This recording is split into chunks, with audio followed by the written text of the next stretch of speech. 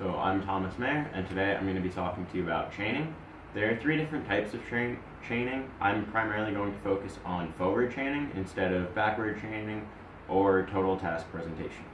So, forward chaining is a method for establishing a behavioral chain in which the initial step of the process is first taught and mastered before you are able to move on to a subsequent step. So once you move on to the second step, you already will have had to master the first or initial step. Then that would continue until you have successfully mastered the entire chain and learned the targeted behavior or skill. A few guidelines for forward chaining are that you have to successfully master one step before you're able to move on to the next. All steps that you're going through must involve the prior steps. So if I'm on step C, A and B had to still have been involved for me to get to step C. It's a must. You should only learn one step at a time and only focus on that one, and you should not move on to another step until you have fully learned that first one. Another guideline for this is that an instructor should provide prompts or a reinforcer to guide your movement through the process to ensure that you're not going too fast or too slow. Another major thing with this is that forward chaining uses verbal prompts or physical prompts and guidance, whether I'm telling someone to do something or if you are physically guiding their hand with your own hand. To demonstrate this, I am going to do origami, kind of. So to make a heart, which would look like this when you're done, you have to go through all subsequent steps that build on each other.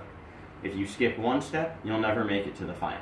So the first step is to make sure that you have your paper and that you are starting it with the white side face up.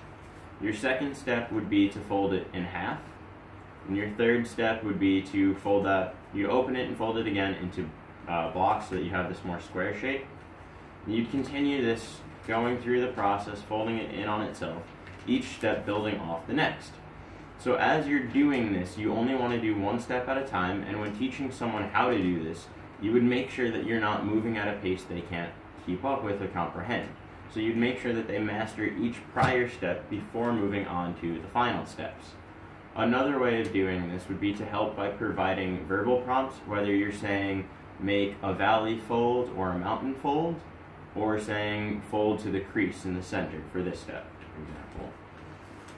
You also would want to provide reinforcers, whether it's, say, praise for someone successfully completing a step, or if you are, say, working with a 10-year-old or a 12-year-old child and you're giving them a treat, like a gummy bear for each successful attempt at the step. And you would have them repeatedly do the steps to demonstrate a mastery of it before moving on. The reason you want to do that is because if you don't fully understand a step, you're more likely to make mistakes when moving forward, or you might not be able to move forward, because if you don't understand a step priorly done, you're not going to successfully be able to continue moving on through the steps. So each one of these has built over each other, either folding down or even folding inside a pocket, and I would not be able to get to these steps towards the end if I hadn't done the prior steps. Thank you for your time. Again, my name is Thomas Mayer, and today we focused on forward chaining.